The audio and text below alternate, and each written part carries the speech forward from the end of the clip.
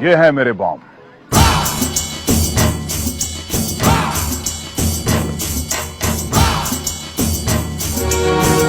इनमें से एक एक बॉम्ब तुम्हारे 1000 बमों से अधिक शक्तिशाली है।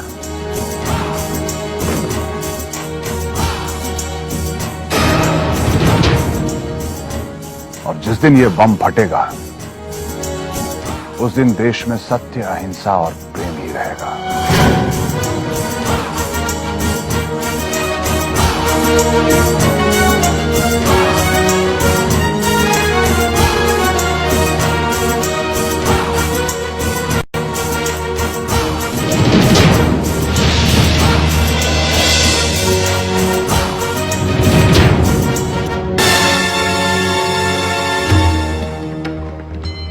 हर अन्याय, हर आतंक समाप्त हो जाएगा।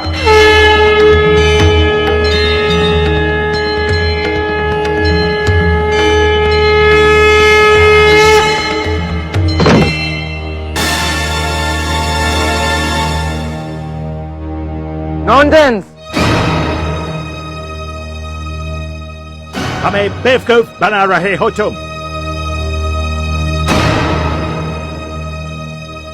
तलाशी लो।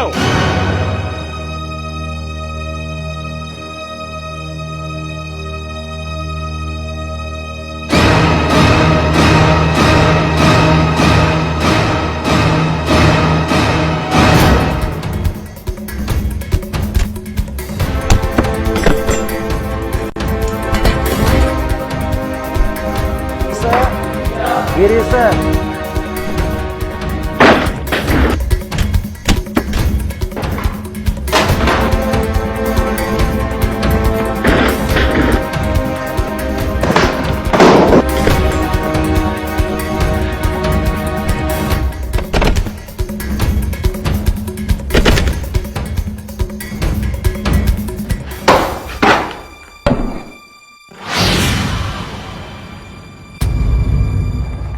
सर, चप्पा चप्पा छान डाला, कहीं कुछ नहीं मिला।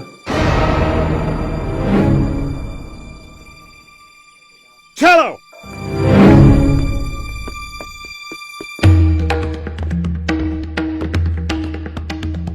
ठहरिए उप अधीक्षक महोदय।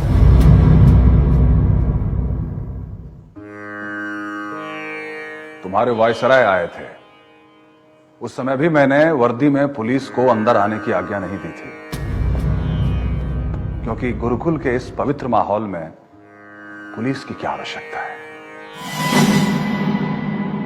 लेकिन जब तुम बम ढूंढते ढूंढते यहां आ ही गए हो तो बम बनाने का फॉर्मूला तो लेकर जाओ।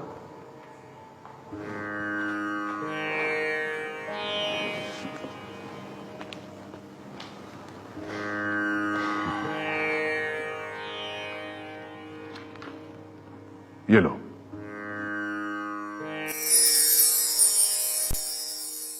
इसे ध्यान से पढ़ना, तुम भी अच्छे बम बनोगे।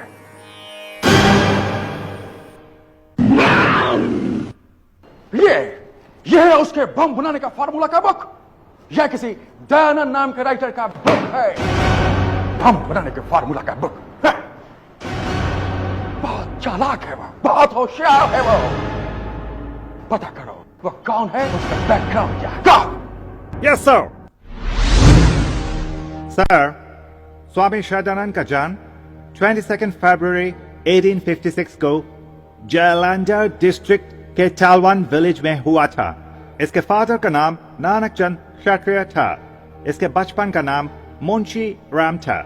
शुरू में ये किसी भी आम लड़के की तरह ही था, लेकिन सन 1879 में इसकी मुलाकात बरेली के टाउन हॉल में दयानंद सरस्वती से हुई और धीरे धीरे इसके सोचने का दिशा बदल गया और फिर सत्यार्थ प्रकाश से इंस्पायर होकर ये आर्य समाज का मेंबर हो गया। और सर, इसमें धर्म प्रचार की ऐसी धुन सवार हुई कि इसने बड़ी तेजी से पूरे पंजाब में आर्य धर्म का प्रचार किया और पेशे से वकील होने के बावजूद एजुकेशन और सोशल सर्विस की फील्ड में लगातार काम करते हुए 2 मार्च 1902 को कांगड़ी विलेज में इसने गुरुकुल कांगड़ी की स्थापना की। इसके गुरुकुल में वायसराय चेम्सफोर्ड तक मेहमान की हैसियत से जा चुके हैं और उन्होंने 1 लाख सालाना का डोनेशन ऑफर किया था। Then? इसने रिफ्यूज कर दिया। How dare he? उसकी हिम्मत कैसे हुई? सर, यह बहुत ही शातिर आदमी है। रही बात इसकी डेयरिंग की, तो यह किसी से नहीं डरता। सर, इसने गुरुकुल भी ऐसी जगह पर बनाया है जहां पे जंगली जानवर, चीते और हाथी घूमते हैं। एक दफा रात को 9 बजे इसके ऑफिस में शेर घुस आया। Then? सर, इतना फियरलेस आदमी है कि शेर की आंखों में आंखें घुसाकर उसे देखता रहा, फिर डस्टबिन उठाकर उसके सिर पे दे मारा। डस्टबिन से उड़ते पेपर के टुकड़ों को देखकर शेर कंफ्यूज हो गया। उसे समझ ही नहीं आया कि पेपर के छोटे छोटे टुकड़े क्या हैं और वो डरकर भाग गया। यस सर, ये आदमी इतना शातिर है कि शेर की साइकोलॉजी के साथ भी खेलता है।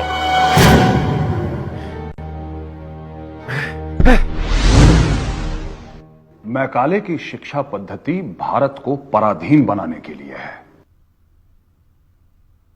हमारी संस्कृति, राष्ट्र और धर्म को नष्ट करने के लिए है। इसीलिए अपनी संस्कृति और राष्ट्र को बचाने के लिए हमने इस गुरुकुल की स्थापना की है। इस गुरुकुल का थॉट आपके दिमाग में कैसे आया?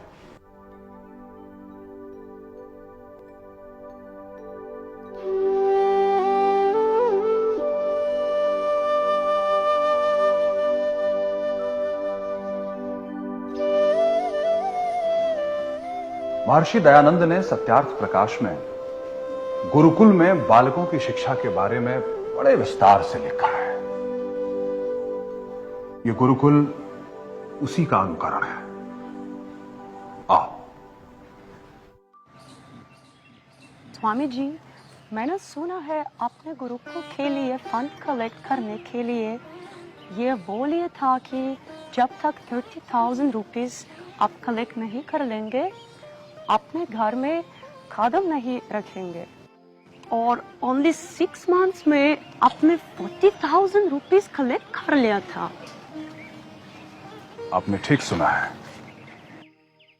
स्वामी जी, आपके एफर्ट से यह गुरुकुल इतना पॉपुलर हो चुका है कि लेफ्टिनेंट गवर्नर जेम्स मैथन और गवर्नर जनरल वाइसरॉय चेम्सफोर्ड मेहमान की हैसियत से यहाँ आ चुके हैं, और गवर्नर जनरल ने तो आपके गुरुकुल के लिए 1 लाख ईयरली डोनेशन देने का भी ऑफर दिया था,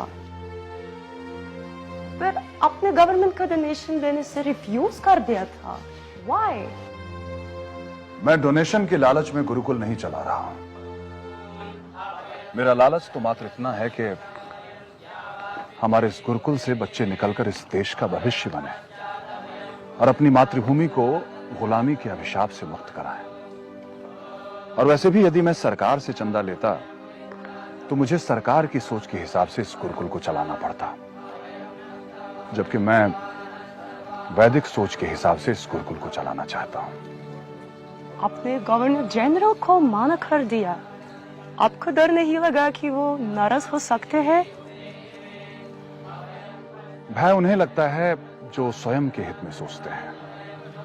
हमारे गुरुकुल का बच्चा बच्चा भी केवल राष्ट्र हित में सोचता है, इसलिए यहां भय की भावना भी नहीं है। उस बच्चे को देख रही हो?